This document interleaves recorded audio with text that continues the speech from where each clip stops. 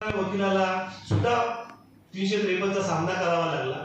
तर ही गोष्ट खरोखरच वकिलांवरती हा होतो अन्याय होतो आहे।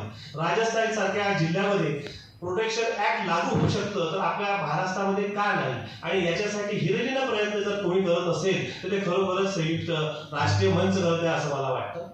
आणि यापुढे मला असं वाटतं की बाकी आमच्या नागपूर शहरामध्ये आता कमल सरांनी सांगितलं की वकिलांनी खरोखरच संघटित होणं आवश्यक आहे।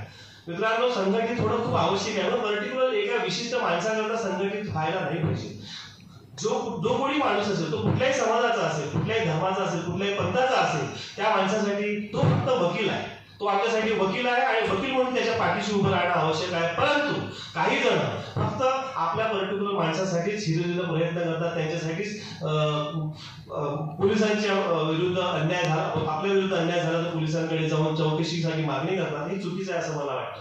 शाहीर राजा आज 30 वर्षापासून तो वकिली करतो, तो माणूस सिव्हिल प्रॅक्टिस करतो, पण त्याच्यावरती मला असं वाटत नाही की आजपर्यंत कुठली केस दाखल झालेली असेल। परंतु तो माणूस जेव्हा या पर्टिक्युलर प्रॉपर्टीवर स्टे आहे हे कागद दाखवण्यासाठी तिथे जातो आणि त्याच्यावरती 353 सारखा गुन्हा दाखल होतो, ही आपल्यासाठी खरंच शोकाची गोष्ट आहे। म्हणून त्या माणसासाठी सुद्धा आम्ही प्रयत्न केलेले आहेत असं नाही आहे। आणि आमचं असं म्हणणं आहे की ज्या वकिलांवरती समजा अन्याय झाला असेल तर डीबीए तुमची आहे, डीबीला तुम्ही वेगळं समजू नका। पण काही लोक डीबीला हे वेगळं समजतात, ते फक्त रात्र 9 वाजले 10 वाजले की ते आपले मेसेजेस सुरू होतात, पण कामाच्या योगामध्ये आम्ही प्रत्येक जण हा मेसेज बघतो असं नाही आहे। म्हणून एक डीबीला तुम्ही कुठली तरी एक कल्पना द्या किंवा असं झालंय म्हणून सांगा, डेफिनेटली आम्ही तुमच्या मागे हिरिरीनं आम्ही तुमच्या मागे म्हणजे उभं राहू। याच्या अगोदर